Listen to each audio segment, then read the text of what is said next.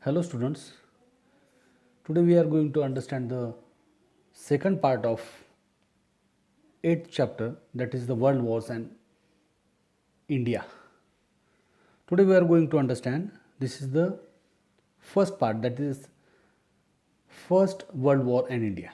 The British government of India compelled India, one of their colonies, to participate in the World War without any concern for the willingness or unwillingness of the Indians. India became the source of procuring help in the form of money, food, clothing, and other war supplies. During the year of 1919 and 20, the British government in India proved help to England worth rupees 19 billions. Means पहिल्या महायुद्धाने इंग्लंडने आपली वसाहत असणाऱ्या भारताला त्यांची इच्छा असो वा नसो युद्धात सहभागी करून घेतले. भारताने इंग्लंडला पैसा, अन्नधान्य, कापड, युद्धसामग्री, मनुष्यबळ या सगळ्या गोष्टी दिल्या. त्याचबरोबर त्यांना 19 अब्ज रुपये युद्धासाठी मदत केली. The next, that the 17th of the Indian soldiers were honored and decorated with Victoria Cross, a medal given for gallantry. India was a major source for England, providing skilled human power and various war supplies such as ammunition, weapons, textile, jute, tents, small ships, timber, railway tracks, and transport goods. Till the end of 1918, British government in India sent weaponry and ammunitions worth rupees 1.4 billions. Means 1,40,00,000 रुपयांची युद्धसामग्री भारतातून ब्रिटिशांनी नेली. त्याचबरोबर युद्धात चांगले शौर्य गाजवणाऱ्या भारतीयांना Victoria cross हे पदक देण्यात आले. खरं तर भारतातील सैन्यांना पूर्वी काहीच स्वातंत्र्य नव्हतं, परंतु त्यांना काहीतरी पद देऊन त्यांना युद्धात ओढून घेण्यासाठी त्यांनी आपल्याला काहीतरी लालच दाखवली आणि त्या बदल्यात त्यांना व्हिक्टोरिया क्रॉस हे पद दिलं असं मानलं जातं. दुसरं असतं की next point, that the world war first left significant impact on various fields including production of war supplies, civil industries, trade, economic policies, sea and land transportations, farming and agriculture productions, fuel supply, defense system, etc. This war boosted India's industrial growth. The direct and indirect impact of the war were more evident in fields like iron industry, steel industry, coal, and mining industry. After the war was over, there was considerable growth in motor transportation and the number of motor vehicles. During war times, the post-war period, there was decrease in the export amounting to the loss of 33 crores approximately. The price of the agriculture products reduced, but the price of industrial products increased. Indian foods grains were exported to England and allied nations. It caused a storage of food grains for the Indians. Prices of food grains in Indian markets began to rise. The Indian involvement in the First World War had mixed impact on India. As far as the defense tactics were concerned, the Indian soldiers and Indian political leaders learned a few things. They realized, because of their experience on the European war fields, that the Indian weaponry were far too less sophisticated compared to the other nations. Some factories made them understand how Indian could be considerable backward in the matters of aircraft, mechanized war instruments and infantry, medical facilities, modernization of the armed forces, military training, adequate storage of war supplies, etc. Considering these factors, the British government in India forced a committee to bring in effect the required changes. This committee made a report ready recommending some useful changes in the Indian military system.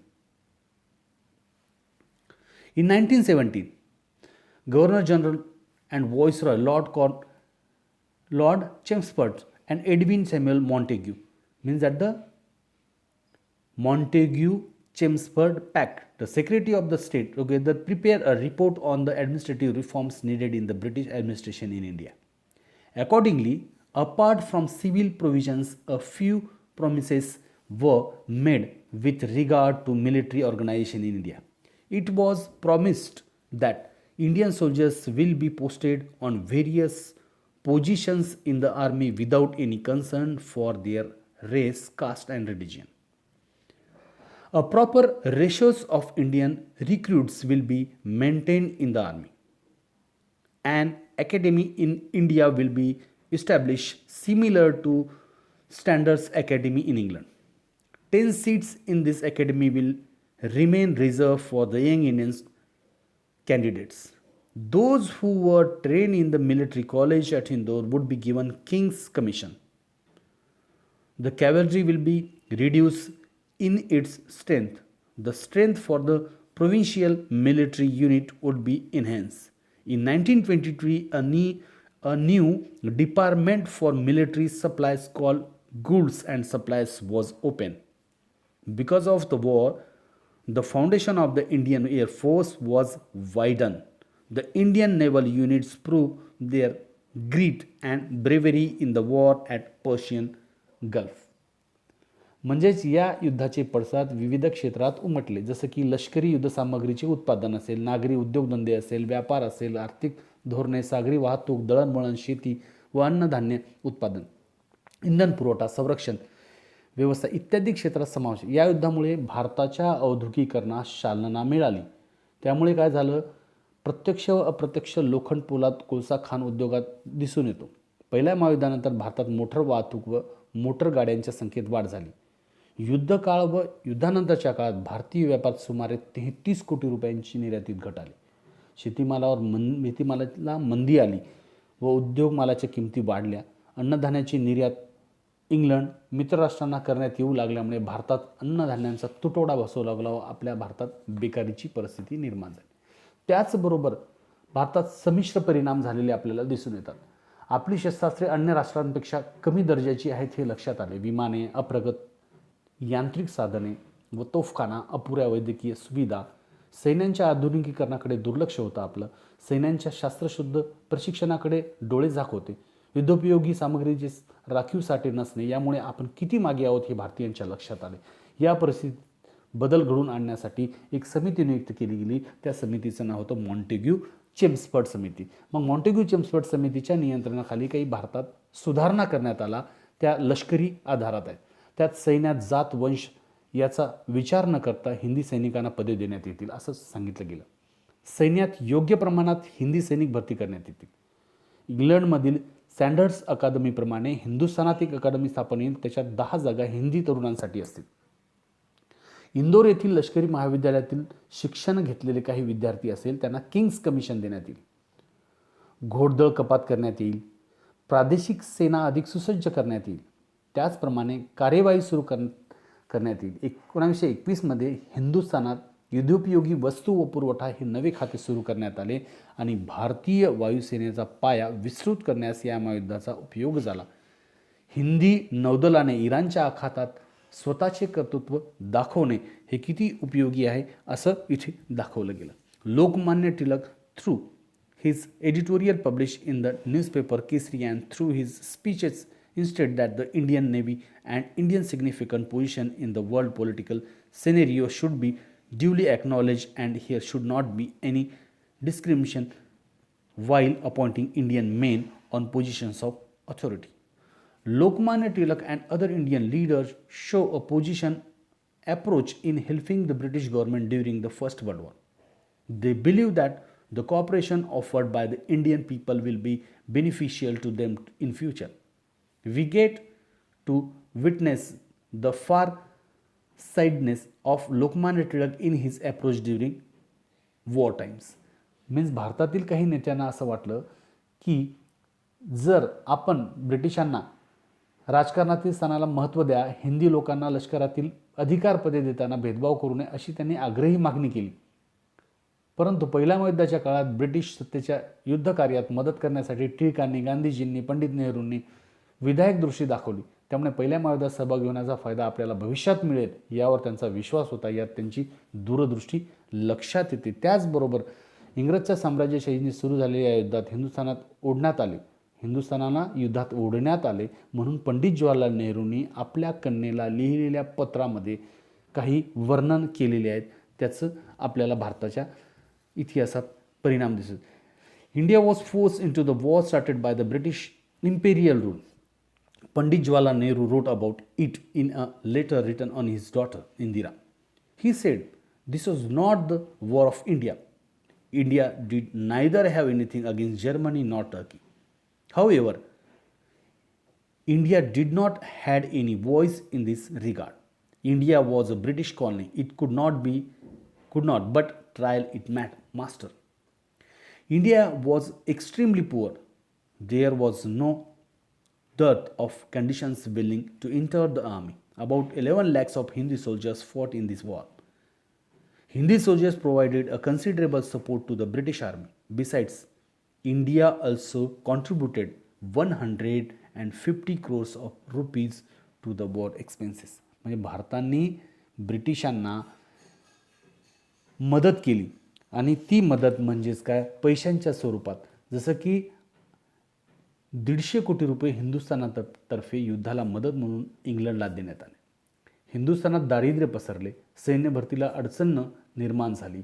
त्याचबरोबर हिंदुस्थानचे खरे हे युद्ध नव्हते, जर्मनीशी भांडण नव्हते आणि तुर्कस्तानाशी आपले भांडण नव्हते, तरीही हिंदुस्थानाला आपलं मत मांडण्याचा अधिकार नव्हता. म्हणून जर हिंदुस्थान ही इंग्रजांची वसाहत होती म्हणून आपल्याला या युद्धात जावं लागलं असं आपल्याला सांगता येतं. After that during the times of war Indian people began to migrate to Canada and America when the First World War. जेव्हा पहिलं महायुद्ध सुरू झालं तेव्हा भारतातील काही लोक अमेरिका आणि कॅनडामध्ये जाण्यासाठी निघाले. The government of Canada was heavily under the influence of the British government. It rejected entry to Indian migrants. It did not allow Kamagata Maru, a steamship with Indian migrants abroad under the leadership of Baba Gurudit Singh, to anchor in the Canadian port of Vancouver. People on this ship returned. On their return journey, Kamagata Maru reached the port of Bajbaj near Kolkata. There, the British officers ordered Indian passengers to return immediately to their own towns and villages. However, the Indians did not follow the order, so the British officers began to shoot and 30 Indian passengers died in it. This cruelty on parts of the British officers created a public outcry throughout India. याचा परिणाम भारतात असं झालं की कामागाता मारू नावाचं जी बोट आहे ती कॅनडा किंवा अमेरिकेत जाणाऱ्या लोकांसाठी पाठवण्यात आली होती. परंतु कॅनडाचे सरकार हे ब्रिटिशांच्या हातातील बाहुले होते म्हणून तेथे भारतातील लोकांना उतरू दिलं नाही. त्यांचा प्रखर विरोध झाला म्हणून ते बोट परत भारतात आले आणि भारतात ते बोट बजबज या ठिकाणी कलकत्त्याजवळ बजबज येथे आले. परंतु बजबज या ठिकाणी आपल्या लोकांना तिथे उतरवलं आणि ब्रिटिश ऑफिसरने त्यांना असे सांगितले की लगेच तुम्ही तुमच्या गावात जायचं. परंतु तेथील लोकांनी काही ऐकलं नाही, उतरून लगेच ताबडतोब आपल्या गावी जावे असं त्यांना इंग्रज अधिकाऱ्यांनी सांगितले. लोकांनी तो हुकूम मोडला. इंग्रज अधिकाऱ्यांनी गोळीबार केला, त्यात 30 लोक ठार झाले. इंग्रजांच्या या निर्दयीपणामुळे देशात प्रचंड प्रक्षोभ माजला आणि याचेच पुढे परिणाम म्हणजेच की दुसरं महायुद्ध झालं असं आपल्याला सांगता येईल. त्याचाच अजून परिणाम म्हणून Germany was a country which nourish nationalism. India also was greatly influenced by the nationalism. However, it is important to understand the fundamental difference between German nationalism and Indian nationalism. Germans were out to conquer other countries. Their aggressions was for making their own country most powerful and the biggest in the world. Whereas the nationalism of the Indians was making them fight for regaining their independence. म्हणजेच राष्ट्रीयत्व दोघांचं फरक होतं. जर्मनीचं राष्ट्रीयत्व वेगळं आणि भारताचं वेगळं. जर्मनी हा जास्तीत जास्त प्रदेश काबीज करण्याच्या आधारावर राष्ट्रवाद होतं, तर आपलं राष्ट्रवाद भारताच्या पायातील गुलामगिरीच्या शृंखला तोडण्यासाठी झटत होता. आपल्याच देशात नव्हे तर जगभर लोकशाहीचे वर्चस्व व्हावे असा व्यापक ध्येयावर भारतीय राष्ट्रवाद आधारलेला होता. The Indians nationalism was based on the broader perspective of the spread of democracy all over the world, including India. Countries like Abyssinia, Spain, China were putting up struggle for establishing democracy. Indians were sending help to other countries in the form of teams of nurses, volunteers, and food grains. Germany was strongly influenced by racism. Hitler had killed innumerable European Jews. However, in Indian people of varied religion, race and caste were staying together from ages. This is the characteristic of Indian nationalism. म्हणजेच भारताचं राष्ट्रीयत्व हे वेगळं होतं. जसं की ॲबिसिनिया, Spain, चीन इत्यादी ठिकाणी लोकशाहीचे लढे चालू होते. त्या ठिकाणी भारतीयाच्या वतीने आपण मोठ्या प्रमाणात आपण स्वयंसेवक, अन्नधान्य आणि इतर मदत आपण लोकांना केली. जर्मनीतील वंशभेद प्रबळ होता. हिटलरने लाखो जीवची कत्तल केली. पण भारतात तसं होणार नाही, कारण की भारतात वेगवेगळ्या जाती धर्माचे लोक राहत होते आणि आपण या जाती वंशाच्या आधारावर लोक एकत्र गुणागोविंदांनी राहत आले आहोत. हे भारतीय राष्ट्रवादांचं वैशिष्ट्य आणि मोठेपणा दिसून होतो. म्हणून आज जगाच्या पाठीवर भारत हे एक सुसंस्कृत राष्ट्र म्हणून गणला जातो. ठीक आहे, धन्यवाद.